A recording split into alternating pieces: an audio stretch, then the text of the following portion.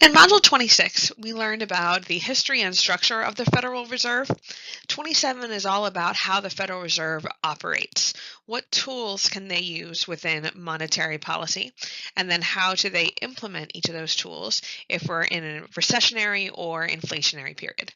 So if you remember way back to Module 10, we learned about the three goals of every economy. And every economy would like to have stable prices, or of course, low inflation. They want full employment, and they want economic growth. So the Federal Reserve will use monetary policy to try to make sure all of these things are happening. Now, unfortunately, stable prices and full employment can sometimes be a little bit contradictory. When your inflation rate is going down, your unemployment rate is going up, and vice versa. So they have to manage sometimes conflicting goals to have overall economic stability. In order to meet those three goals of the economy, there are certain functions that the Federal Reserve must perform. First of all, the Federal Reserve is in charge of monetary policy in America. So that includes changing money supply, which will change the interest rates in our country. The Federal Reserve is the central bank of America, so they actually have to perform certain banking financial services too. The central bank is the bank for banks. So when banks have extra money that they need to hold in reserve, or sometimes when they need loans, like at the discount window, the Federal Reserve can be a bank for banks. And it's also a bank for the American government, the Treasury Department, they bank with the Federal Reserve. Next, the Federal Reserve is separate from banks because it's their job to supervise and regulate them, to make sure that whatever the current laws are in effect, they're going to audit banks, make sure that they're keeping up with their reserve requirements and all of those restrictions. And finally, in times of economic crisis, the Federal Reserve is supposed to make sure that our economy is stable. So sometimes they play with liquidity, putting money into or out of circulation to keep us stable during crises.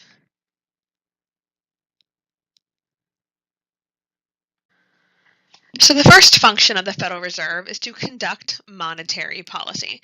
And this is the most important function because they are the only group that can do this, and it has economy-wide impacts for us. So the Federal Reserve is in charge of adjusting the amount of currency in circulation. This includes both paper currency or dollars, as well as coins that are in circulation. And when they change the amount of currency in circulation, that will change interest rates, specifically nominal interest rates. We're going to see exactly how this happens, how the amount of currency or the money supply affects interest rates when you learn about the money market model in the next module.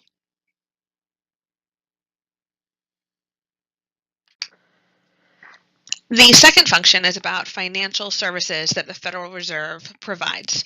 The Federal Reserve is sometimes called the banker's bank because banks occasionally have banking needs that they can't meet on their own. So one of the things that the Federal Reserve does for banks is it holds reserves. If they have extra money that they either can't fit in their vaults or don't feel safe putting into their vaults, the Federal Reserve will hold that money for them in a safe place. If banks are writing checks to other banks, they can be cleared at the Federal Reserve. They can receive cash at the Federal Reserve, and the Federal Reserve will also transfer funds between commercial banks. So they can help negotiate loans between banks and take money out of one bank's reserve account and put it into another bank's reserve account, all within that Federal Reserve location.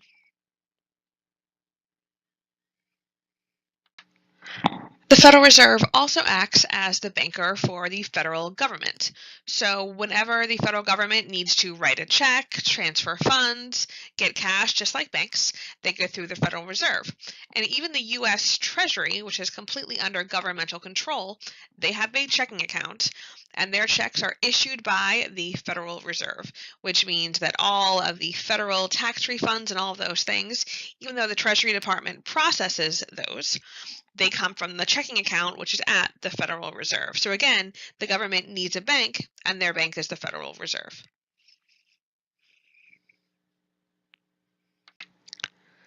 The next function of the Federal Reserve is to make sure that banks within their jurisdictions are doing the right things, that they're following along with regulations.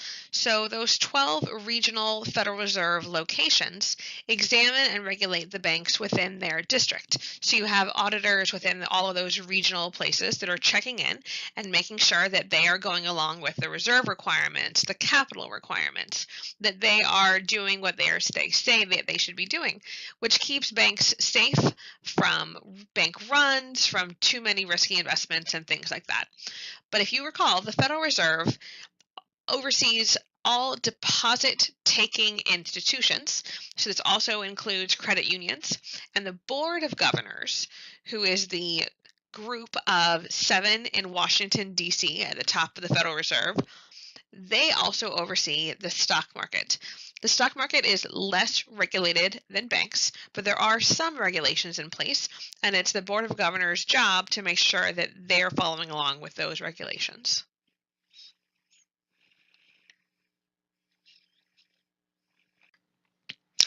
And then finally, in times of economic or political crises, we need the Federal Reserve to maintain stability in our financial system. So, for example, there have been some hurricanes, some strong snowstorms, some natural disasters that have impacted major cities. So when there is a power outage in New York City, think about it. Not only will the ATMs not work, but you also couldn't pay with a credit card at a store because their systems are all going to be down in a power outage. So things like that are situations where the Federal Reserve sends liquidity in. That means that they're actually sending more cash to bank locations. So people who can't go to ATMs and can't use digital forms of payment without electricity are still able to maintain normal operations.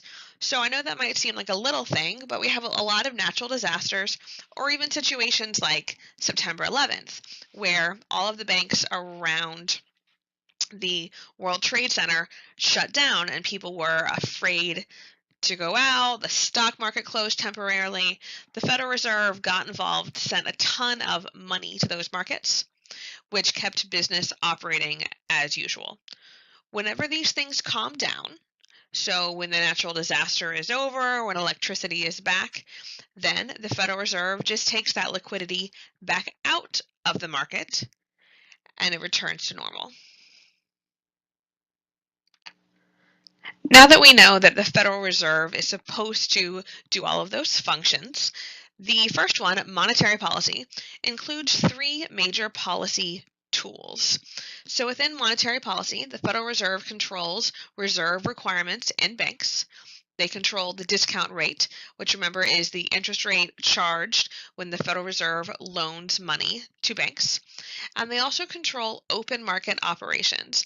This is going to be a new thing for us to talk about, and we're going to talk about it in detail.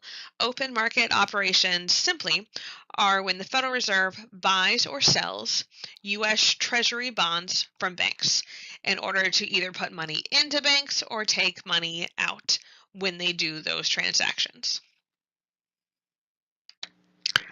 The first tool of monetary policy that the Federal Reserve controls is the reserve requirement. So we know that banks have to hold in reserves a different percentage depending on the type of bank account it is. If it's a demand deposit or a checking account, banks have to have 10% in reserve at all times. Now, it's hard to keep this perfect all the time because they don't really know how many people are going to deposit money into the bank that day, how many people are going to withdraw money in the bank that day.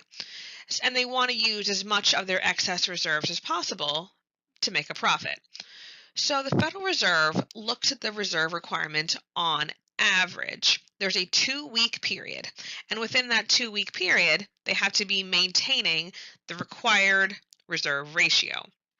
So if you're over one day or you're under one day, you can adjust, but they have to stay within that requirement or they face penalties. They actually have to pay a fine to the Federal Reserve.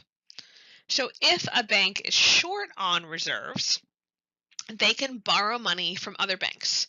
We've learned before that in an emergency, banks can borrow from the Federal Reserve, but the Federal Reserve is the lender of last resort. That's not where they're supposed to go first.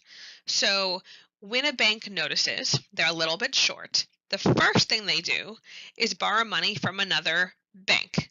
So a bank-to-bank loan is done at the federal funds market. So it's very important to keep track that the people involved in this loan, bank to bank. So the federal funds market, the price you pay for those loans is called the federal funds rate. And this is the cheapest interest rate on the market. The Federal Reserve wants to make the interest rate that they charge banks just a little bit higher in order to discourage banks from coming to them first. So this is the cheapest one. These are also very short loans, usually just overnight. And the only way that a bank can loan a bank money is if the first bank has excess reserves. So if there's no banks in your area that have excess reserves, then you'd have to go to the discount window as your next priority. So this is done bank to bank, lowest interest rate, if a bank can find another bank that has excess reserves that's willing to loan it to them for a very short period of time. So the federal funds rate is the interest rate at which funds are borrowed and lent between banks. And this is controlled by supply and demand. So if there is a large amount of banks that have excess reserves available, then the supply of excess reserves would increase. This would make the federal funds rate go down. If, on the other hand, there are very few banks with excess reserves, that would mean that the supply of loans available at the federal funds market would decrease. That would shift to the left, which would make the federal funds rate increase. So it's very simple to see how that works. And the reason why banks will charge other banks such a low interest rate is that this is such a short period of time that maybe they're only making 1% off that loan or 0.5% off that loan, but it's money that they're not doing anything else with. And they're going to get it back usually within 24 hours. So they might as well earn a little bit of money on money that's just sitting there in excess reserves. Now let's talk about how the reserve requirement is actually used to change money supply, because that's where we're getting to when we were looking at monetary policy. So if the goal is to alter the money supply, if the Fed reduces the required reserve ratio, that means maybe banks did have to have 10% in required reserves, but now they only are required to keep 5%. So they are able to lend more. They're able to lend a larger percentage of their deposits. If they can lend out more money, there are going to be more loans in the economy. And remember, loans create money. So when you have more loans, there will be an increase in the money supply, and that will multiply. So if we are trying to stimulate loans, stimulate spending, this would be done in a recessionary period, the Fed can reduce the reserve ratio that's required. Now, if we're in an inflationary period, the Fed can increase the required reserve ratio. So now banks have to keep more in reserves, so the amount that they would be able to lend would decrease. If there are fewer loans, there will be a decrease in the money supply because loans create money, fewer loans, less money will be created, and even that decrease multiplies as well. So that's how this tool is used, but it's not used very often. The Federal Reserve has not changed the reserve requirements since 1992.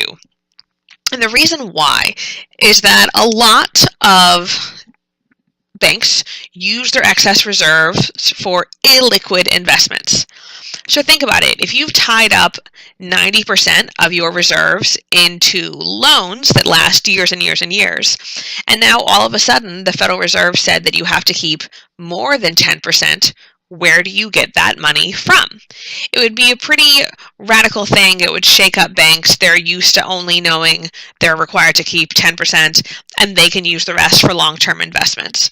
So even though this can be used, it's not used very often. So if a bank is short on reserves and they're not going to meet their required reserve ratio, they should borrow money from other banks that have excess reserves available. But if other banks also don't have excess reserves, banks can borrow from the Federal Reserve at the discount window. And at the discount window, the interest rate that the Federal Reserve charges banks for these loans is called the discount rate. This, even though it's labeled discount, it's kind of a misnomer because it is not the cheapest rate that banks can pay. It's the second cheapest, but it is a discount compared to what the general public would ever be able to pay in interest. So usually the Federal Reserve sets the discount rate at 1% above the federal funds rate. Because remember, the federal funds rate is going up and down with supply and demand of excess reserves. So what they do is that fluctuates, and then the discount rate is 1% above it. The difference between them is called the spread. You will need to know that. So normally the spread is 1%, which means that if interest rates are going up, all of them are going up. The federal funds rate goes up first, and then 1% above that, you'll find the discount rate. Next, we're going to look at how the Federal Reserve uses the discount rate and the spread between the discount rate and the federal funds rate when they're doing monetary policy. Now, the key idea to making this make sense is realizing that the discount rate is interpreted by banks as a punishment. If I'm short on funds, I'm going to have to pay somebody. Maybe I'll pay banks at the federal funds rate, maybe I'll pay the Fed at the discount rate, but if I'm short on reserves, I'm going to have to pay some money to fix this problem. Now, at any given time, banks don't actually know what the federal funds rate's going to be. It fluctuates all the time, and they don't know if banks are going to have excess reserves when they need it. So they look at the discount rate as the worst possible scenario. Let's say we're short on reserves and I can't borrow money from a bank. What's the worst thing that would happen if I'm short? I'd pay the discount rate. So if they're trying to spend as much of their excess reserve as possible, we're going to compare that level of risk to the spread between the discount rate and the federal funds rate. So now we're getting to the bullets. If the Fed reduces the spread between the discount rate and the federal funds rate, the consequence, the cost to banks of being short on reserves falls, because the worst thing that could happen just got a little bit less expensive. And so if the penalty to being short on reserves goes down, banks are going to play it a little bit looser. They're going to increase their lending. Because what's the worst thing that happens if I'm short? I pay this reduced rate. When lending increases, we know that the money supply will increase via the money multiplier, and that effect will multiply. So, if the Fed increases the spread, that's making the worst thing that happens if banks are short. It just got worse. So some banks might not decide to loan out all of their money. They don't want to pay this really high cost. So bank lending would decrease. Instead of lending out 90% of their reserves, maybe they'll only lend out 85%. They'll play it a little safer. And when there's fewer loans being issued, money supply will decrease, and that amount of money supply will multiply. It will decrease at a multiplied rate. So this one is very hard for people to understand. If you keep it in your mind as the worst thing that can happen to a bank, as a consequence, it helps understand how this is actually used. So if we're in a recessionary period and we want banks to loan out as much as possible, the Fed would reduce the spread. That decreases the consequence. It gives banks an incentive to loan out as much as they can. In an inflationary period, when we want to decrease lending and decrease the money supply, the Fed could increase the spread. It increases the penalty. It makes banks not loan out as much. So that's how the tool works. But in reality, the spread rarely moves. So the Federal Reserve doesn't use this tool very often. They certainly could tomorrow, but usually this tool isn't used.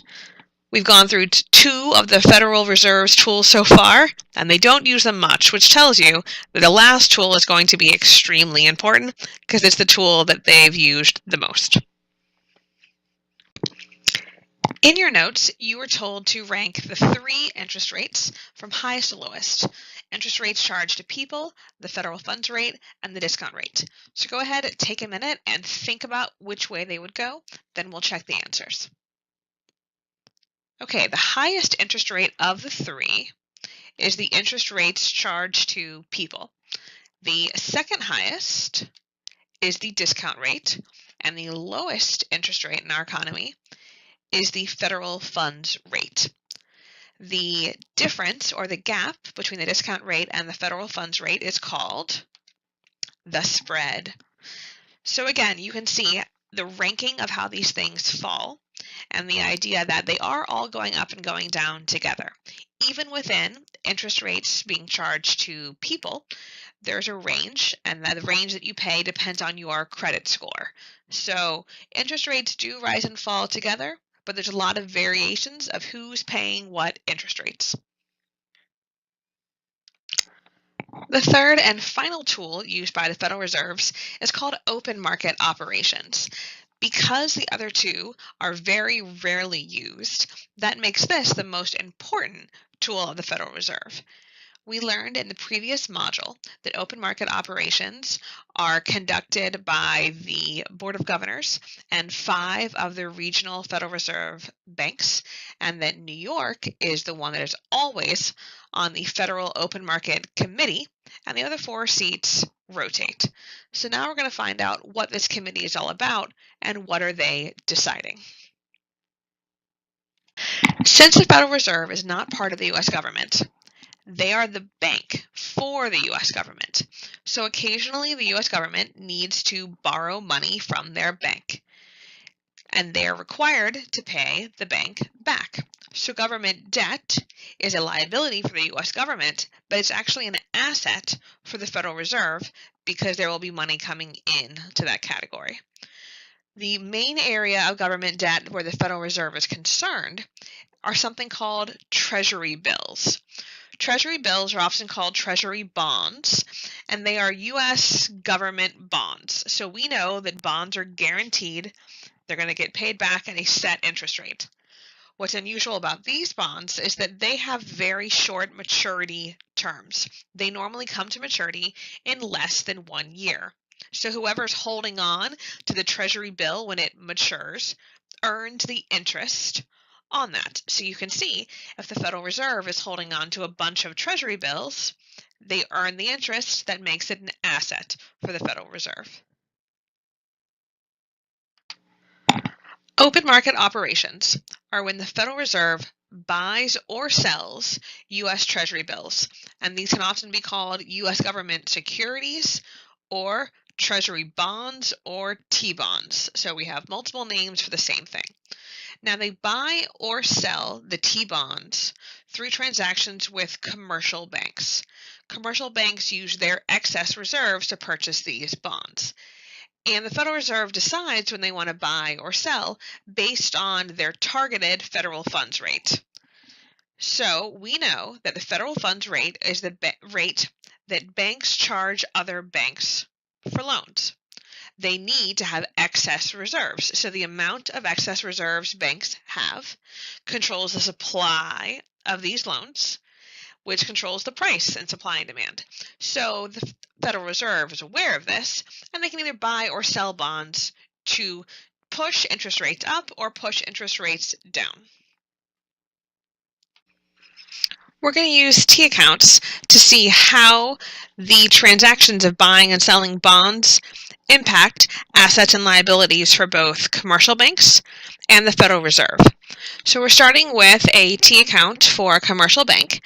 They have $50,000 in demand deposits, $5,000 in reserves, and all 5,000 of them are required reserves, 0 are in excess reserves, and then they have $15,000 in bonds.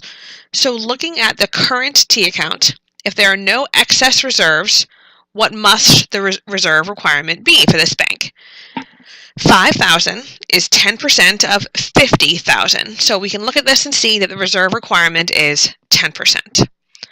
Now, if the Federal Reserve wants to increase money supply, they decide to buy bonds.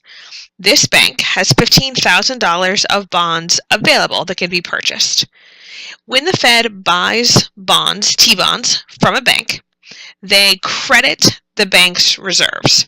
So they put money straight into reserves for the bank equal to the value of the bonds. So if they want to buy $15,000 of bonds, they put $15,000 into reserves for that bank. Now I want you to notice that this T account does not have pluses and minuses on it because it's just showing us the current state right now. What does it look like? There's two different ways to draw T accounts, either showing changes with pluses or minuses, or being given the total numbers like we have here. And I want you to be familiar with how both of them look in case you have to interpret a visual on the AP exam. So the Federal Reserve is going to do expansionary monetary policy. They're going to decide to purchase or buy $15,000 of Treasury bonds from this bank. So now we can see that the total amount of demand deposits didn't change. It's still $50,000 like it was before, but the value of bonds has gone down to zero. The reserves have gone from $5,000 up to $20,000 because the Federal Reserve paid this bank in reserves. Now, what's unique is that the amount of required reserves didn't change. We still have $5,000 because that's 10% of the demand deposits, $50,000. When the Federal Reserve pays banks for T-bonds, all of that money goes into excess reserves. The reason why is normally you're required to keep some in required reserves because we think somebody might come back and ask for a withdrawal. But that's only true for deposits.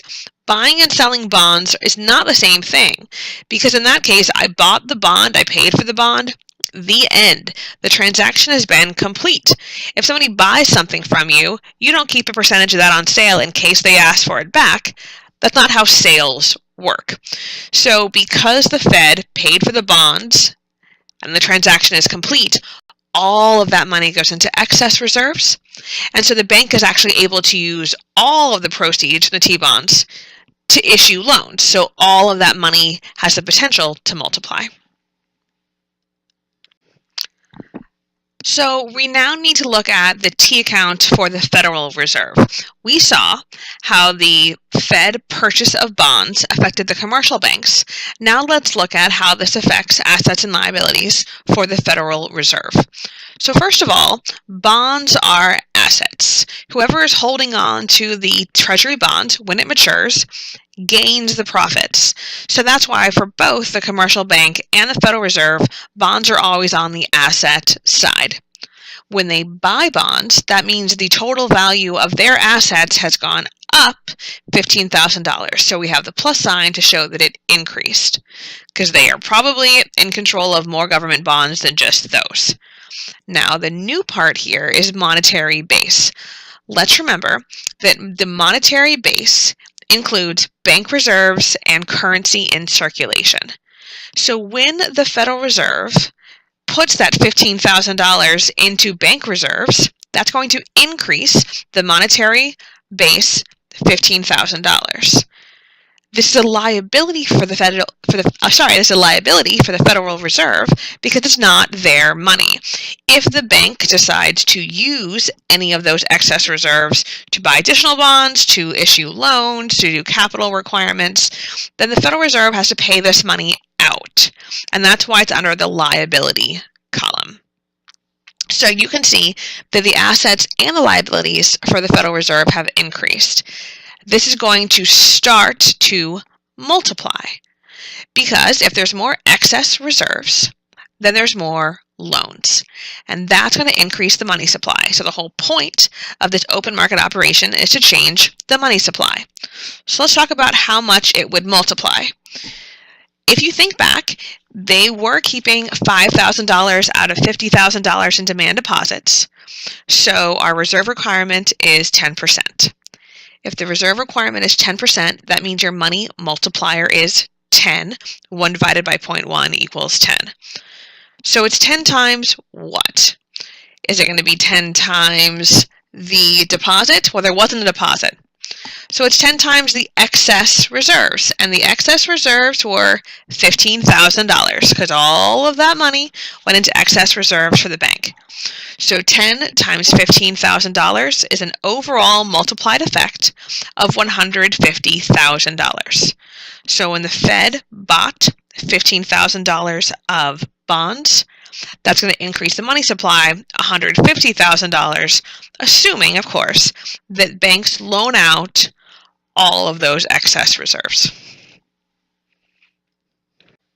So let's practice looking at the overall effect on the economy from when the central bank or the Federal Reserve decides to buy bonds. So in both of these rows, the Federal Reserve is buying $10,000 of Treasury bonds from banks. In the first row, we have a 10% reserve requirement, and then the next we have a 20% reserve requirement. Let's do the 10% one together. So when the Federal Reserve buys bonds, what would be the immediate change to demand deposits? Nothing, because none of the money got put into demand deposits. Where did it go? It went right into reserves. But did it go to required reserves or excess reserves? So the next question, the next column is saying immediate change to required reserves.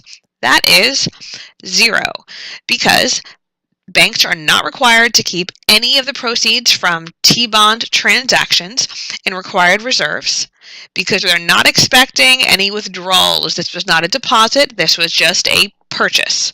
So all of that $10,000 goes into excess reserves. Now, maximum money multiplier. That requires us to know the reserve requirement. Since it's 10%, 1 divided by 0.1 gives us a money multiplier of 10. Now we're looking at the total change in demand deposits. So even though the money did not actually change demand deposits immediately, the excess reserves are going to be loaned out. And when those loans are issued, the money will be deposited back into banks. So there will be an effect on demand deposits after the multiplier effect has gone into place. And that effect is the purchase price, $10,000, times the multiplier. So $10,000 times 10 is $100,000. And the total change in money supply, we know that equation. It's the multiplier, 10, times the change in excess reserves. So again, 10 times 10,000 is 100,000. When we did these charts before, for demand deposits, there was a different number in demand deposits and money supply because that original deposit was just sitting into a demand deposit and it wasn't multiplying. But with T-bonds, none of that is occurring. All of the money is excess. All of the money goes into loans. It will all become money supply. So with a bond purchase, demand deposits and money supply will change the same amount. So go ahead and try to do the next row on your own, and then we'll check your work. With a 20% reserve requirement, the immediate change to demand deposits is still $0 because none of that money is a demand deposit. The required change to required reserves is also $0. None of it goes into required. It all goes into excess, so we're going to have $10,000 there again. Now, the new thing would be the money multiplier here. 1 divided by 0.2 would give us a money multiplier of 5.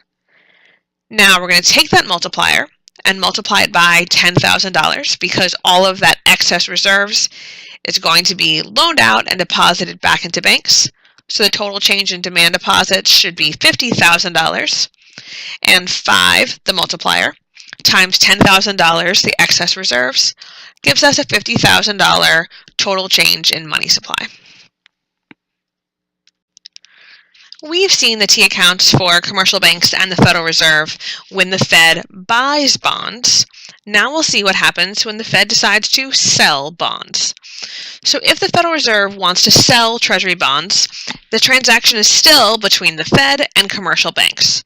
But if they're selling Treasury bonds, commercial banks have to pay for them with excess reserves. So in this case, if the Federal Reserve is trying to sell $75,000 in bonds, they need to find a commercial bank with at least $75,000 in excess reserves. Now, technically, banks purchasing Treasury bonds would help them fulfill that capital requirement. Remember how 7% of their assets have to be in diverse and less risky investments, not just loans. So this does them a favor, they're covering that capital requirement.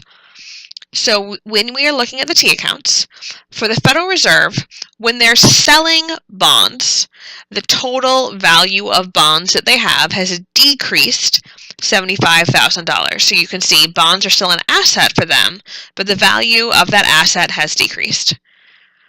In order to sell the bonds, they have to get excess reserves from banks.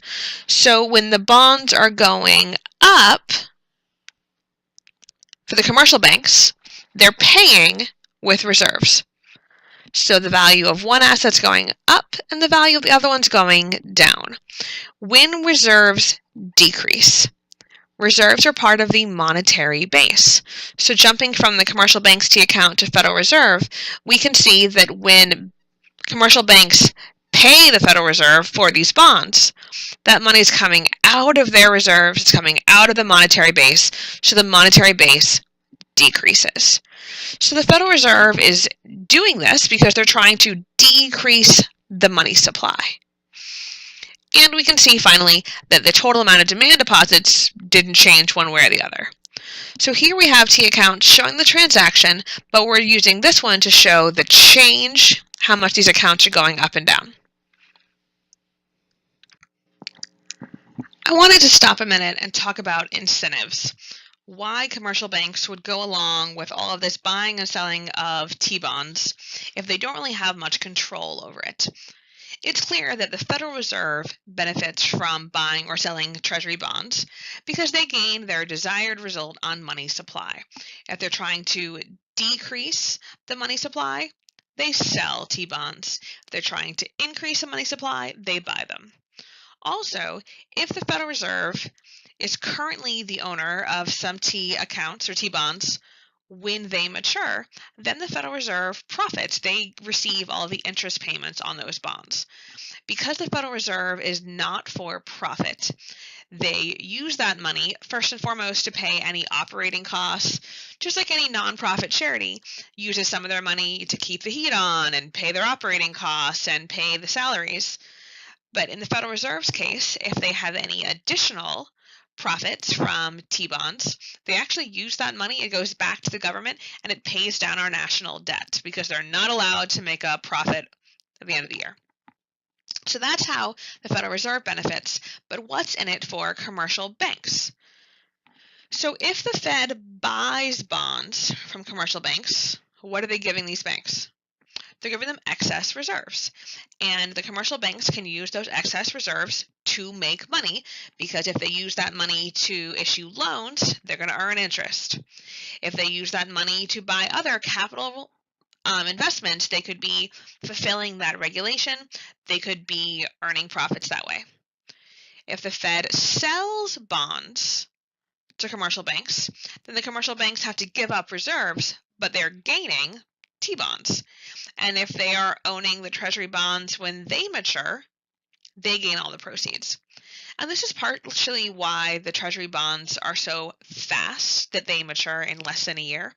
It gives these banks an incentive to go along with this constant buying and selling because then these bonds will mature quickly and they're going to be earning interest when they mature.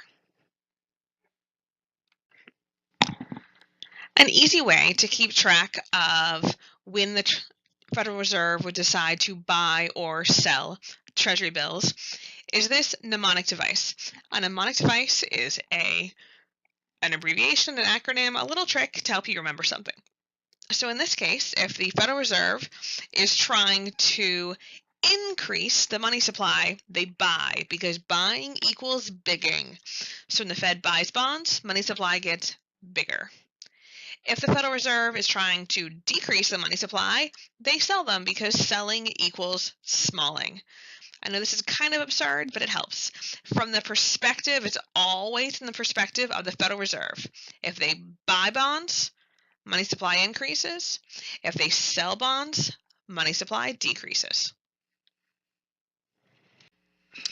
Before we talk about how the Federal Reserve uses buying and selling of T-bonds to change the money supply, I want to let you know that there will be a quiz on these three tools. So in all of the sections for the three tools, you have a part in your notes that says to alter the money supply. If you go back and star that section, those three places are good places to study to make sure you know how these tools are actually used.